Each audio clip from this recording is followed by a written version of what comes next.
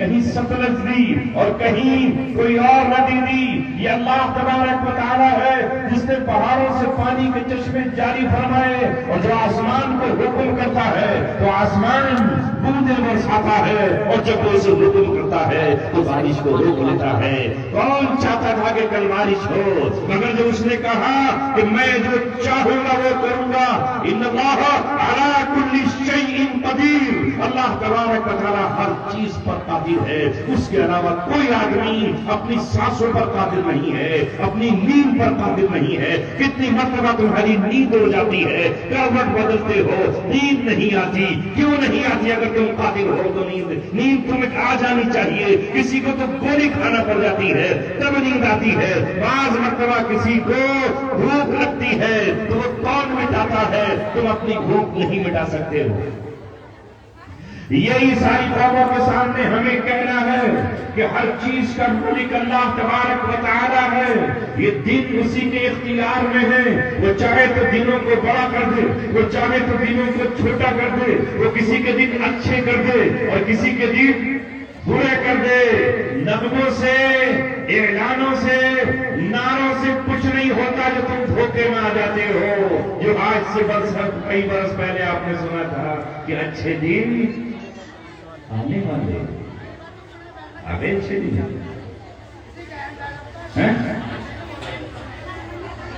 یہ کہنے سے کچھ نہیں ہوتا. یہ اللہ ہے جس کے دن اچھے کرے اور اللہ تبارک و تعالی جس کے چاہے دنوں کو برا کر دے. دن تو اچھا برا نہیں ہوتا, دن تو وہی ہے. یہ ہمارے نبی نے ہم سے کہا, یہ بات کہہ دوں کہ اللہ کے رسول نے فرمایا زمانے کو گالی مت دو. اللہ نے فرمایا ہے انا الدہر, زمانہ تو میں ہوں. زمانہ تو ایسے ہی ہے. کل بھی وہی سورج تھا, آج بھی وہی سورج ہے. کل بھی وہی صبح تھی, آج بھی وہی صبح ہے. کل وہی شام تھی, آج بھی وہی شام ہے. کل بھی مہینہ رمضان کا آتا تھا, آج بھی رمضان کا ہے. یہ مہینہ شعبان کا کل بھی تھا اور آج بھی ہے. دن میں کوئی برائی نہیں ہے, زمانے میں کوئی منحوسیت نہیں ہے. زمانہ اپنے مقام پر ہے. اگر کوئی برا یا اچھا ہے تو وہ انسان اور اس کی کرتوت. اگر کسی قوم کو حکمراں اچھا مل جائے تو اس کے حالات اچھے ہو جائیں گے. دن تو وہی رہیں گے 360 365. کوئی قوم اگر اپنی صحیح حکمراں کو منتخب کر لے تو اس کی حالت بدل جائے گی. دن تو اللہ تبارک و تعالیٰ الٹتے پلٹتے رہتے ہیں, ایک حالت پر کبھی نہیں رہے.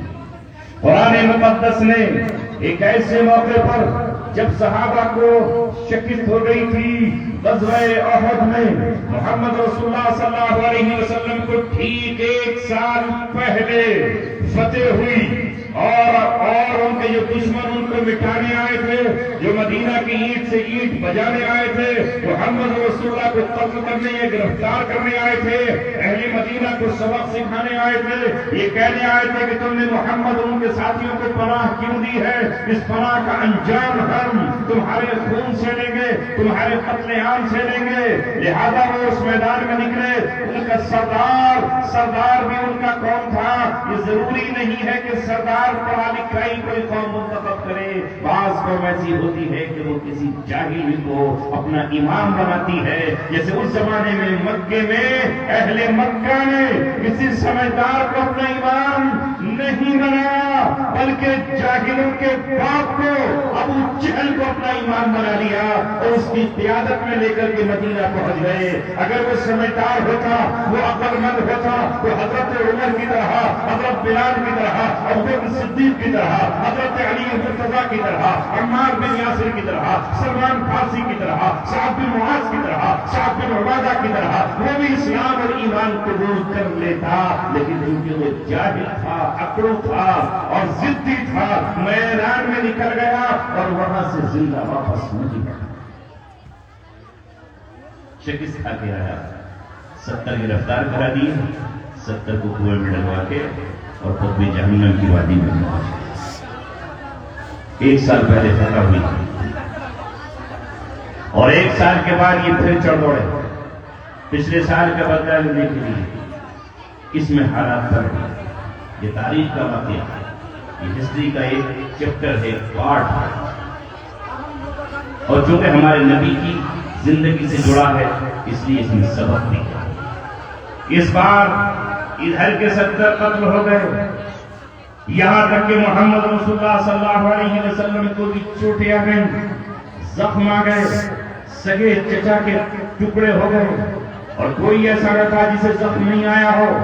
اس زخم کے موقع پر آنکھ میں آنسو ہیں، بدن زخمی ہے، خون رس رہا ہے، حوصلے ٹوٹے ہوئے ہیں، میرے گھر میں ماتم ہے، غم ہے، صفحے ماتم بچھی ہوئی ہے کہ اللہ تبارک و تعالی نے کہا اِن سستم قربن فقد مسل قوم قرب مثلو، اگر آج تمہیں زخم پہنچا ہے تو ایسا ہی زخم، ایسی ہی تکلیف، اسی طرح کا منظر 1 سال پہلے تمہارے مد مقابل جو اہل مکہ تھے ان کو پہنچ چکا ہے، ان کو پہنچ چکا ہے۔ تو آج تمہیں پہنچائے تو کل ان کو پہنچ چکا تھا۔ وَتِلْكَ الْأَيَّامُ نُدَاوِلُهَا بَيْنَ النَّاسِ، اور ہم ان دنوں کو لوگوں کے درمیان عدلتے بدلتے رہتے ہیں، الٹتے پلٹتے رہتے ہیں، کبھی کسی کے دن بڑے ہیں تو کسی کے چھوٹے ہیں، اور کبھی کسی کی راتیں بڑی ہیں تو کسی کے دن چھوٹے ہیں۔ آج اس وقت یہاں اجالا ہے تو امریکہ میں اندھیرا ہے، جب امریکہ میں اجالا ہوگا تو یہاں اندھیرا ہوگا۔ آج ایک قوم کمزور ہے، دوسری طاقتور ہے، کل وہ کمزور ہو جائے گی، اسے اللہ تبارک و تعالیٰ طاقتور بنائے گا۔ یہ بھی تو قرآن ہے جو تمہیں دلوں میں تسلیاں دیتا ہے، جو خوشیوں پر تمہیں ناچنے کی اجازت نہیں دیتا، گھمنڈ کی اجازت نہیں دیتا، تکبر کی اجازت نہیں دیتا، فخر کی اجازت نہیں دیتا، جو تمہیں گولے پٹاخے چھوڑنے کی اجازت نہیں دیتا۔ کتنی ہی بڑی فتح ہو، کتنا ہی بڑی خوشی ہو، تمہیں ناچنے کی اجازت نہیں دیتا، ڈھول طبلے اور تاشے کی اجازت نہیں دیتا۔ محمد رسول اللہ صلی اللہ علیہ وسلم نے بدر کو فتح کیا، تب بھی آپ نے کوئی جشن نہیں منایا، اور آپ نے مکہ کو فتح کیا، اسلام کی راجدھانی کو فتح کیا، دنیا کی کیپٹل کو فتح کیا، خانہ کعبہ کو آزاد کرایا، اپنا وطن واپس آیا، اپنے گھر واپس آئے، مگر نہ کوئی ڈھول تھا، نہ کوئی نوجوان تھرک رہا تھا، نہ کوئی ناچ رہا تھا، نہ قومیت کا نعرہ تھا، نہ اپنی بھائی کا نعرہ تھا۔ آؤ ہم آپ کو بتاتے اس موقع پر، اے مسلمانوں، اے میری قوم کے فرزندوں، اے اسلام کے جیانوں، اے محمد رسول اللہ کے ماننے والوں، محمد صلی اللہ علیہ وسلم اونٹنی پر سوار تھے اور آپ سجدہ شکر اور سر جھکاتے ہوئے مکے میں داخل ہوئے۔ یہ ہے تمہارے لیے نمونہ، لقد كان لكم في رسول الله اسوة حسنة، تمہارے نبی کی زندگی تمہارے لیے نمونہ ہے، تمہارے لیے رول ماڈل محمد رسول اللہ کی زندگی ہے۔ علماء نے لکھا ہے کہ اونٹ کی کوہان سے آپ کا سر لگا جا رہا ہے، اور آپ کی زبان پر یہ نہیں ہے میں بنو ہاشم ہوں، آپ یہ نہیں کہہ رہے میں فلاں ہوں، میرے باپ یہ تھے، میرے دادا یہ تھے، یہ میں عبد المطلب کا فلاں ہوں، میری رگوں میں فلاں کا خون ہے۔ یہ اپنے خاندان کی کوئی بڑائی نہیں تھی، اور جو آپ کے ساتھ لشکر چل رہا تھا اس کے اندر بھی کوئی بڑائی نہیں تھی۔ اہل مدینہ یہ نہیں کہہ رہے تھے یہ فتح ہماری وجہ سے ہوئی ہے، ہم نے آپ کو پناہ دی تھی، ہماری تلواریں آپ کے ساتھ تھی، ہمارے نیزے آپ کے ساتھ تھے، ہم بدر میں آپ کے ساتھ تھے، احد میں ہم آپ کے ساتھ تھے، احزاب میں ہم آپ کے ساتھ تھے۔ کوئی نہیں کہہ رہا ہے، کسی کی زبان پر اپنی بڑائی کا کوئی نغمہ نہیں ہے، اپنی قومیت کا کوئی نعرہ نہیں ہے، برادری بات کا وہاں کوئی قصہ نہیں ہے۔ جو آج مسلمان ہوتے ہوئے ہماری صفوں میں گھسا ہوا ہے اور ہمارے دلوں میں گھسا ہوا ہے، ہم اپنی بستیوں پر فخر کرتے ہیں۔ معاف کرنا کہہ رہا ہوں آپ کو، ہمیں اپنی بستیوں پر فخر ہے۔ یہ بستی کس کی ہے؟ یہ رنگڑوں کی بستی ہے۔ یہ کس کی ہے؟ یہ مہیشوروں کی ہے۔ یہ کس کی ہے؟ یہ تیاگیوں کی ہے، یہ چاٹوں کی ہے، یہ گجروں کی ہے، یہ میدھوں کی ہے، یہ بودھوں کی ہے، یہ راجپوتوں کی ہے۔ یہ کیا چیزیں ہے؟ اسلام کے بعد جاہلیت کے نعرے، اس سے بدبو اٹھ رہی ہے، اس سے تعفر اٹھ رہا ہے۔ یہ بتاؤ یہاں اہل ایمان کے کتنے گھر ہیں اور اہل ایمان کی اتنی یہاں تعداد ہے، اور ہم محمد رسول اللہ کے خلاف تب جا کے مسلمان ہو گئے۔ یہ کیا لگا رکھا ہے تم نے؟ یہ اس برادری کا مدرسہ ہے، وہ اس برادری کا مدرسہ ہے، یہ اس برادری کی مسجد ہے، وہ اس برادری کی مسجد ہے۔ کیا خانہ کعبہ کو بانٹو گے؟ کیا اللہ تبارک و تعالیٰ کے گھروں کو بانٹو گے؟ کیا اللہ تبارک و تعالیٰ کے قرآن کی تقسیم کرو گے؟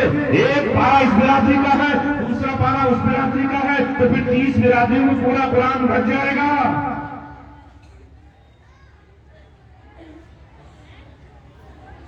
کوئی غریب آئے گا تو برادری پوچھو گے؟ تجھے تو پہلے اپنی برادری بتا، چودھری ہے یا علوی؟ بتا، سیفی ہے سلمانی، عثمانی ہے یا سلطانی؟ کیا ہے؟ ہمارے فرض کے لیے بھی پیمانے ہم نے بنا لیے، اور دعویٰ کیا ہے؟ اسلام ان تمام جاہلیت کی قدروں کو مٹا ڈالتا ہے۔ اس نے تو ایک ہی بات ہم سے کہی ہے، من قال لا الہ الا اللہ دخل الجنہ، جس نے بھی لا الہ الا اللہ پڑھ لیا وہ جنت میں داخل ہو گیا۔ مسلمان کے لیے کہا گیا وَلَا تَنكِحُوا الْمُشْرِكَاتِ حَتَّى يُؤْمِنَّ، مشرک عورت سے نکاح تمہارے لیے جائز نہیں ہے، قوم کچھ بھی ہو، اس کی ذات کچھ بھی ہو، وہ تمہارا اپنا ہو، بیگانہ ہو، رشتہ دار ہو۔ وَلَا تَنكِحُوا الْمُشْرِكَاتِ حَتَّى يُؤْمِنَّ، اور جب تک وہ ایمان نہ لے آئے۔ وَلَا أَمَةٌ مُؤْمِنَةٌ خَيْرٌ مِّن مُشْرِكَةٍ وَلَوْ أَعْجَبَتْكُمْ، ایک باندی، ہاں ایک باندی جس کا اپنا نام و نسب بھی کچھ نہ ہو، وہ باندی ہو اور سماج کی نگاہ میں اس کی کوئی حیثیت کوئی قیمت نہ ہو، وہ جہیز دینے کے قابل نہ ہو، کچھ نہ ہو، وہ تمہارے لیے بہتر ہے، افضل ہے اس مشرکہ سے جس کی پیشانی پر شرک کے ٹیکے لگے ہوئے ہیں اور جس کے دل میں شرک کی غلاظت اور گندگی ہے، اس سے وہ تمہارے لیے بہتر ہے، چاہے وہ تمہیں کتنی آزاد نہ رہی ہو۔ یہ ہے اسلام کا پیغام، یہ ہے اسلام کا مقام۔ آؤ جب مسجد میں تو یہاں کون آگے کھڑا ہوگا؟ صفیں کس کی بنیں گی؟ پہلے امیر آئیں گے، بادشاہ سلامت آئیں گے، وزیر آئیں گے، گاؤں کے پردھان آئیں گے، پھر وہ اپنے ممبروں کو لے کر آئیں گے، سماجواد کے لیڈر آئیں گے، بی ایس پی کے کینڈیڈیٹ آئیں گے۔ نہیں، اللہ کا گھر اگر اللہ کا گھر ہے اور وہ کسی دوسرے دھرم کی عبادت گاہ نہیں ہے تو تمہاری مسجد میں جو سب سے پہلے آئے گا وہ بالکل بوڑھا ہو، اپاہج ہو، کمزور ہو، غریب ہو، مزدور ہو، پھٹے ہوئے کپڑوں میں ہو، بہمن کے کپڑے اس کے جسم پر لگے ہوں، اگلی صف میں وہ بیٹھے گا۔ آ گیا ہے لڑائی، اگر وقت نماز قبلہ روحوں کے زمین بوس ہوئی، قومی حجاز ایک ہی صف میں کھڑے ہو گئے، محمود و ایاز، نہ کوئی بندہ رہا نہ کوئی بندہ نواز۔ مگر یہ کیا ہے؟ ہمارے دلوں میں دل پہ ہاتھ رکھ کے پوچھو، دل کی دھڑکنوں سے پوچھنا، تنہائی میں بیٹھ کر ہم یہ سنتے ہیں، ہم یہ دیکھتے ہیں، ہم یہ جانتے ہیں، لیکن جس نے ان تمام دیواروں کو توڑ دیا، ان حد بندیوں سے وہ آگے نکل گیا، تو پھر وہ اللہ اس کے رسول کا سچا پکا مسلمان ہے جو قیامت میں اللہ تبارک و تعالیٰ اسے بلا کر کہے گا۔ توحید تو یہ ہے کہ خدا اکثر میں کہہ دے یہ بندہ دو عالم سے خفا میرے اثر ہو جس میں اے مالک اس آنسو کی ضرورت ہے، میرے کاغذ کے پھولوں کو کی خوشبو کی صفا۔ اندھیرا ہو گیا مالک، سفر کچھ اور باقی ہے، کہاں ہے بھیج مجھ کو پھر سے، جگنوں کی ضرورت ہے، میں جہاں جاتا ہوں وہاں ایک ہی رونا ہے آج اس مسلم قوم کا، اتفاق نہیں، اتحاد نہیں، اس میں آپس میں محبت نہیں، مرفت نہیں، دل ٹوٹے ہوئے ہیں، صفیں بکھری ہوئی ہیں، اور یہاں تک کہ اس کے اثرات بعض گھروں میں مدرسوں پر پڑ رہے ہیں، مسجدوں پر پڑ رہے ہیں، مسجد مرثیہ خواہ ہے کہ نمازی نہ رہے، یعنی وہ صاحب اوصاف اجازی نہ رہے، مدرسے کے در و دیوار ہمیں آواز دے رہے ہیں، تمہارے آبا و اجداد نے، تمہارے نانا اور پردادا نے، تمہارے دادا اور پردادا نے، اس زمانے کے لوگوں نے ایک خواب دیکھا تھا، وہ حسین خواب تھا، ایک سپنا دیکھا تھا، انہوں نے ان زمینوں کو وقف کیا تھا، ان زمینوں پر عمارتیں کھڑی کی تھی کہ تاکہ آگے ہماری اولادیں آئیں گی، یہاں قرآن پڑھا جائے گا، یہاں سے تعلیم کے چشمے جاری کیے جائیں گے، یہاں سے علم نبوت کو بانٹا جائے گا، یہاں سے قرآن کے حافظ تیار ہوں گے، کوئی میرٹھ میں خدمت کرے گا تو کوئی ہاتھوں میں خدمت کرے گا، کوئی اس ملک میں خدمت کرے گا، وہ دنیا کے کسی اور کنارے پر پہنچ جائے گا۔ انہوں نے یہ سوچ کے یہ پیڑ لگایا تھا، یہ پودا لگایا تھا، اس کی چھاؤں میں دھوپ میں کوئی مسافر آئے گا اور بیٹھے گا، یہاں کسی یتیم کو کوئی بیوہ لے کر آئے گی اور کہے گی مولانا شفیع، مولانا فلاں فلاں، میرے اس بچے کو آپ قرآن پڑھا دیجئے، اس کی زبان پر رت کا نغمہ جاری فرما دیجئے، اسے بتا دیجئے ایمان کیا ہے، اسے بتا دیجئے اسلام کیا ہے، اسے بتا دیجئے جنت کیا ہے اور فرشتے کیا ہے۔ اس کے لیے مدرسے جگہ جگہ قائم کیے۔ ہونا تو یہ چاہیے تھا کہ تعلیم کے مرکز ترقی کرتے کرتے آسمان کی بلندیوں تک پہنچ جاتے، یہ کہکشاں اور سریا تک پہنچ جاتے، ہم ان میں اضافہ کرتے رہتے، ہم اس کو بڑھاتے رہتے، حالات کے اعتبار سے ہم اس کو حالات کے سانچے میں ڈھالتے رہتے۔ کل تم نہر سے پانی پیتے تھے، آج تمہارے گھروں میں ٹوٹیاں ہیں اور ٹوٹیوں سے پانی پیتے ہو۔ کل تم چولہوں کو چولہے پر پھلوں سے اور لکڑی سے اپنی روٹیاں پکاتے تھے، آج گیس چولہے تمہارے یہاں موجود ہے۔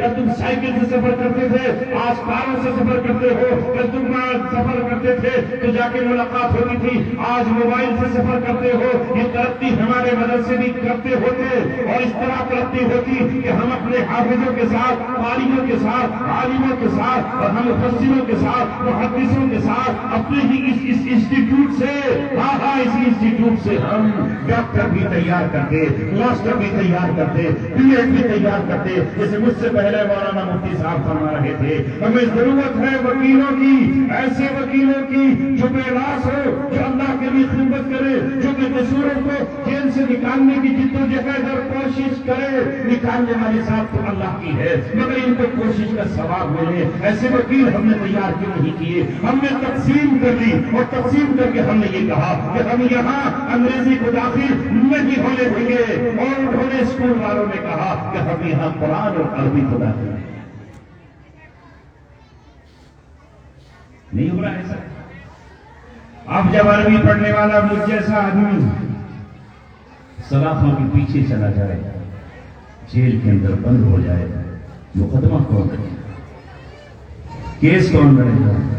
وہاں سے تو آئین کے دائرے میں ہی آنا ہوگا، ویسے ہوں گی، مباحثے ہوں گے، چارٹ فریم ہوگا، چارٹ شیٹ آئے گی، سرکاری وکیل الگ ہوگا، اور جب تک جج فیصلہ نہ کرے، ضمانت نہ دے، رہائی نہ دے، فیصلہ نہیں آئے، بری کرے یا سزا سنائے، یہ وکیل کہاں سے لائے جائیں؟ اس لیے کہ ہم نے تو اپنے آپ کو بانٹ لیا، وکیلوں کی برادری الگ، ڈاکٹروں کی برادری الگ، مولویوں کی برادری الگ، اماموں کی برادری الگ، تاجروں کی برادری الگ، غریبوں کی برادری الگ۔ اور حالانکہ ہم ایک برادر سے، برادر کے معنی ہے بھائی، انگلش میں بھی برادر اور فارسی میں بھی برادر، مگر ہم برادری کیسے کریں؟ برا مت مانیے گا، گاڑے کہیں گے ہم تو گاڑے ہیں، ہماری برابر تو کوئی گاڑا ہے نہیں، تم تو سب کے سب پتلے ہو، ہماری برابر گاڑے ہو کے دکھاؤ۔ اور جتنے گوجر ہیں وہ کہیں گے کہ تم ہماری برابر دودھ کے دکھاؤ، ہے نا؟ وہ کہیں گے تو پہلے دودھ دکھاؤ، ہماری برابر نہیں ہو سکتی۔ اس فرق کو بٹھاؤ۔ میں نے مڈانی میں اس دن کہا تھا، راہ چلتے ہوئے تمہارا اپنا بھائی نظر آ جائے، جسے تم سمجھ رہے ہو کہ یہ جنید ہے، جسے تم سمجھتے ہو کہ یہ خالد ہے، جسے تم سمجھتے ہو کہ یہ ابن الولید ہے، جسے تم سمجھتے ہو کہ یہ محمد علی ہے، آگے بڑھو، اس کا انتظار مت کرو، ابھی اس نے لب نہیں کھولے کہ تم مسکرا دو۔ یہ مسکرانا ایک صدقہ ہے، 100 روپے خرچ کرنا تو صدقہ سمجھ رہے ہو، ناظرین صاحب کو دینا، یہ مسکراہٹ جس پر 1 روپیہ بھی خرچ نہیں ہوگا، یہ صدقہ ہے۔ پریشانی پر ذرا ذکر کی راحت لے آؤ، یہ صدقہ ہے۔ اور آگے بڑھو، اور آگے بڑھ کر اپنے بھائی سے کہو، تو اگر آ رہا ہے تو تم انتظار مت کرو کہ یہ مجھے سلام کرے گا، میں تو اتنا بڑا آدمی ہوں یہاں کا، نہیں، تم محمد رسول اللہ سے قدم پر چلتے ہوئے وہ اپنے چھوٹوں کو سلام کر لیا کرتے تھے، وہ اپنی بیویوں کو سلام کر لیا کرتے تھے۔ آگے بڑھو، کہو السلام علیکم۔ جب تم سلام کرو گے تو اس کے بھی ہونٹ پھول جائیں گے، وہ تم سے کہے گا وعلیکم السلام، تم پر بھی سلامتی ہو، تم نے بھی سلامتی تمہاری تو کہہ دو ورحمۃ اللہ، اور اللہ کی رحمت بھی ہو. اگر اس پر بھی تمہاری زبان آگے چل سکتی ہو، اس سے وزن محسوس نہ ہو، تھک نہ گئی ہو، تو کہو ہمارا کاتو، اور اس کی برکتیں بھی ہو. یہ آپ نے اپنے ایک بھائی کو دعا دے دی، اس نے بھی آپ کو دعا دے دی، دعا الگ ملی، اللہ تبارک و تعالیٰ کا ذکر الگ ہوا. السلام اللہ تبارک و تعالیٰ کا نام ہے، وہ السلام المؤمن المہیمن، اللہ کا نام بھی لیا گیا، ذکر بھی ہوا، اور نام اعمال میں بھی ثبوت ہوا.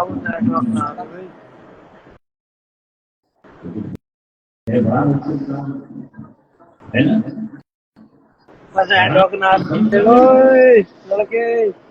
تو تم یہ ہی نہیں کر سکتے. یہ بچیاں بیٹھی ہیں، یہ جب گزرے، یہ ہمارے جگر کے ٹکڑے ہیں، ہماری آنکھوں کا نور اور دل کا سرور ہے. وہ پیار جو ہم اپنی حقیقی اور سچی بیٹی سے کرتے ہیں، انہیں وہ نہیں چاہیے خدمت تمہاری، لیکن ایک یہ گھر کی مائیں ہیں، یہ گھر کا مستقبل ہے. یہ حضرت حاضرہ کی روحانی آوازیں ہیں، یہ حضرت مریم کی روحانی آوازیں ہیں، یہ حضرت فاطمہ کی روحانی آوازیں ہیں. محبت کی نگاہ ڈالنے میں کیا جا رہا ہے، پیار کی نگاہ ڈالنے میں کیا جا رہا ہے. حسد کی نگاہ نہ ڈالو، جلد کی نگاہ نہ ڈالو، طرف کی نگاہ نہ ڈالو، بے قراری کی نگاہ نہ ڈالو. آج نہ جانے دنیا میں کتنے ادارے ایسے ہیں، کتنی سنستھائیں ایسی ہیں، کتنی جماعتیں ایسی ہیں، کتنے بڑے بڑے لیڈران ایسے ہیں جن کا کام ہی نفرت بانٹنا ہے، نفرت کا ویوپار کرنا ہے، نفرت کی تجارت کرنا ہے، نفرت کی سوداگری کرنا ہے. تمہارا نبی رحمت للعالمین ہے، تمہارے رب کی رحمت غضب پر بڑی ہوئی ہے. اللہ فرماتا ہے ان رحمتی وسعت کل شیء، میری رحمت ہر چیز پہ غالب آ گئی ہے، میرے غضب پر رحمت ہو گئی ہے. تمہارا نبی رحمت للعالمین ہے، تمہارا رب رحیم ہے، رحمان ہے. تمہارے ہر کام کی شروعات ہونی چاہیے. تمہارے نبی فرماتے ہیں تم جس چیز کی شروعات کرو، کسی چیز کو چھوڑو تو بسم اللہ الرحمن الرحیم کہہ کر تم کھانا کھاؤ تو بسم اللہ الرحمن الرحیم کہہ کر ہر جگہ تم رحمان اور رحیم پکارتے رہو. اگر تم یہ بات نہ کرو گے تو پھر کون کرے گا؟ اگر ایک طرف کوئی نفرت کا ویوہار کرتا ہے تو پھر محبت کی تجارت اور سوداگری بھی نہیں کر سکتے. مگر ہائے سب کچھ لوٹا دیا بھائی. ناکامی متاع کارواں جاتا رہا، کارواں کے دل سے احساس دیا جاتا رہا. میں کہنے کو تو یہ آیا تھا کہ جب اللہ کے رسول فتح مکہ پر آئے تو آپ عاجزی کے ساری کے ساتھ سر جھکائے ہوئے ہیں، اور آپ کی زبان پر قومیت کا نعرہ نہیں ہے جو آج ہمارے درمیان ہے. یہ ہمارا اسلام سچا ہے، پکا ہے؟ نہیں. آج بھی ہمارے نکاح اور شادیاں اپنی ہی جس کو ہم برادری کہتے ہیں اسی کے اندر ہوں گی. اور اگر کسی وجہ سے ہماری بیٹی یا ہمارے بیٹے نے ادر کاسٹ میں نکاح کر لیا جو واقعی مسلمان بھی ہے، اور ہو سکتا ہے کہ اس کا دین ہم سے اچھا ہو سکتا ہے اس کا اخلاق ہم سے اچھا ہو سکتا ہے اس کا کاروبار ہم سے اچھا ہو، مگر ہم کہیں گے اس نے ہماری ناک کٹوا دی. اور کتنے تو بائیکاٹ کر دیں گے، کہنے کے تمہیں ناک کاٹی، ہم کریں گے بائیکاٹ. یہ ہے اور ہم سمجھ لیں گے واہ سچے پکے 100 کیرٹ کے ہم مسلمان. یہ ہے ہمارا.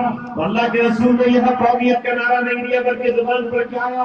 الحمدللہ وحدہ. تمام تعریفیں اس اللہ کے لیے ہیں جس نے جو اکیلا ہے، تنہا ہے. الحمدللہ وحدہ.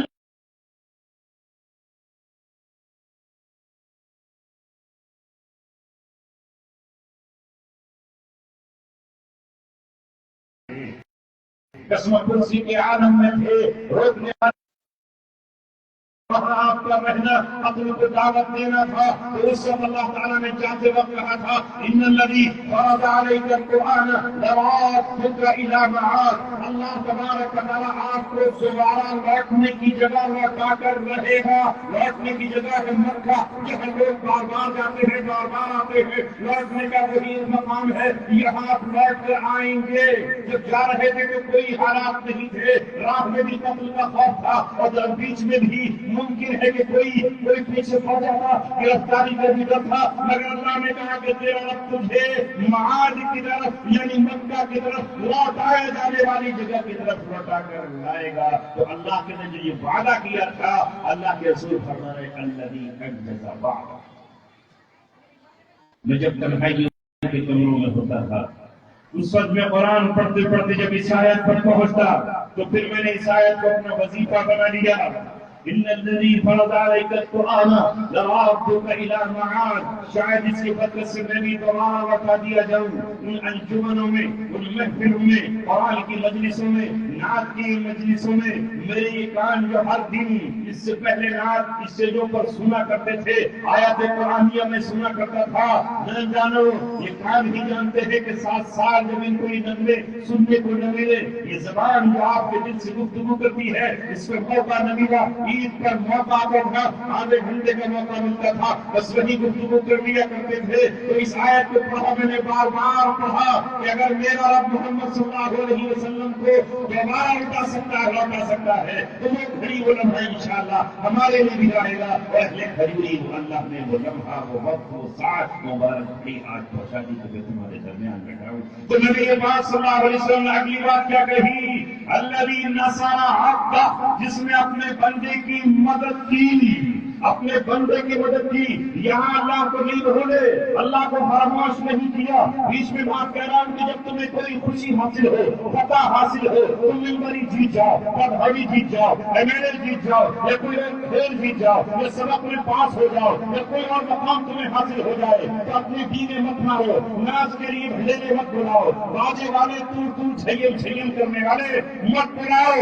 اللہ تبارک و تعالیٰ کی تعریف کرو. یہ موقع اس نے دیا ہے، یہ لمحہ اس نے دیا ہے، یہ خوشیاں اس نے عطا فرمائی ہیں. تو زبان پر اللہ کی تعریف ہو اور سر مسجد میں جا کر کے جھک جائے، نماز اپنے رسول کی طرح ادا کرو جسے آپ نے خانہ کعبہ میں آ کر کے نماز شکرانہ ادا کیا. الذی نصر عبدہ وحزم الاحزاب جندہ. اور فرمایا کہ یہ جو لشکروں کو شکست ہوئی ہے، یہ اللہ تبارک و تعالیٰ نے شکست دی ہے. میری اسٹریٹجی، میری پلاننگ، میری تدبیریں، میری ترتیبیں، میرے صحابہ کی عقل اور میرے وزیروں کا اس میں دماغ نہیں، بلکہ یہ تمام کی تمام شکست کا سہرا اللہ تبارک و تعالیٰ کے سر جاتا ہے. لہذا تمہیں بھی اگر کبھی کو موقع نصیب ہو تو یہ موقع آتے ہیں. اللہ تعالیٰ اس دنیا میں خوشیاں بھی دیتا ہے اور غم بھی دیتا ہے. اللہ تبارک و تعالیٰ اس دنیا میں ہمیں فقر بھی دیتا ہے اور شکست بھی دیتا ہے، امیری سے بھی دو چار کرتا ہے اور غریبی سے بھی ہمیں گزرنا پڑتا ہے. صحت بھی ہمیں ملتی ہے اور بیماری کا مزہ بھی ہمیں چکھنا پڑتا ہے. ہمارے یہاں بچوں کی ولادتیں بھی ہوتی ہیں اور ہمارے بڑوں کے انتقال بھی ہوتے ہیں. تمہارا اسلام، تمہارا دین تم سے یہ کہتا ہے کہ ہر لمحہ ہر آن تمہیں اپنے نبی کی سیرت کو دیکھنا ہوگا.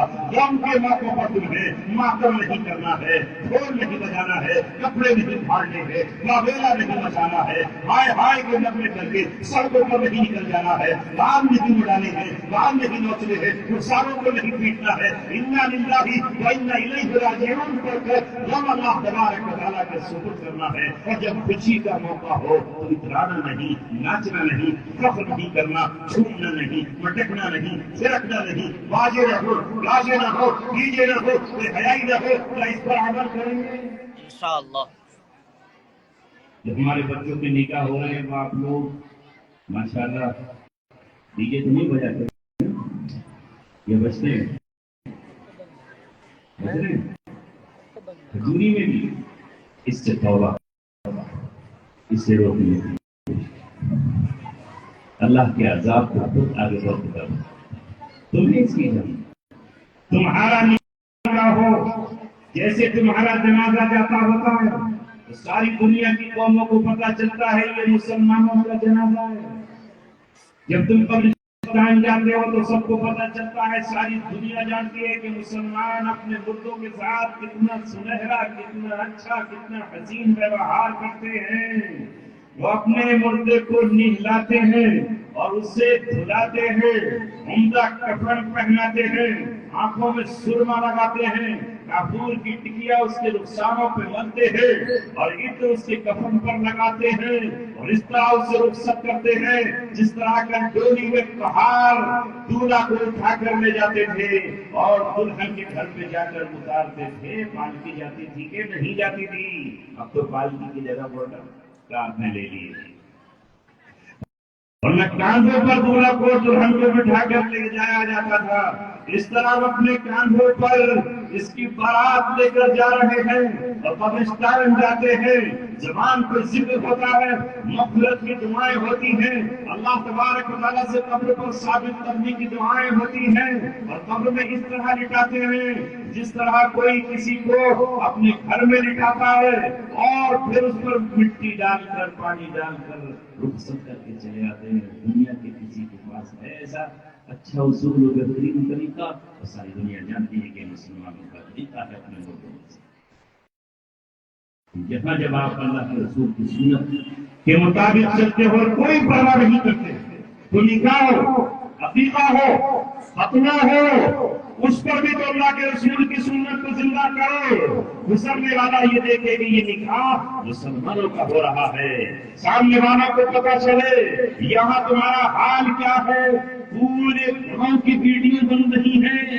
میں نے اپنے گاؤں میں گیا، ایک نکاح تھا، میں نے تو شرکت نہ کی اس میں، لیکن مجھے پتا چلا کہ پورے گاؤں میں ہیلی کاپٹر ٹہلا، چھوٹا سا ہیلی کاپٹر پر اڑ رہے ہیں۔ یہ کیا ہو رہا ہے؟ پتا چلا کہ یہ ویڈیو بن رہی ہے۔ ارے اس ویڈیو کا کیا کرے گا تم؟ کسے دکھائے گا؟ اپنی بیٹی کے چہرے دکھانے پر مجھے فخر ہے، اپنی بہو کا لباس اتارنے پر فخر ہے، اپنے گھر کی غیرت مند بچیوں کو بے پردہ کرنے پر ناز بن رہا ہے۔ یہ وہی کر رہا ہے جو اپنے آپ کو مسلمان کہہ رہا ہے۔ ایسی رسمیں، ایسی فضول باتیں چھوڑ دو۔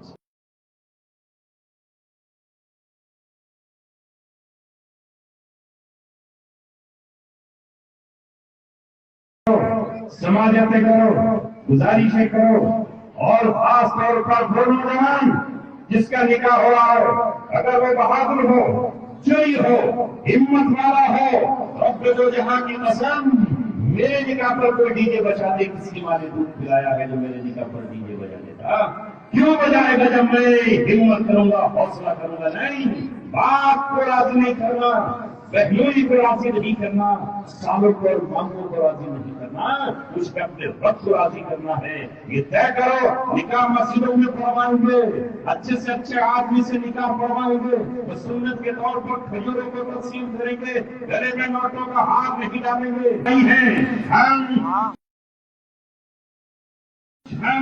چھچورے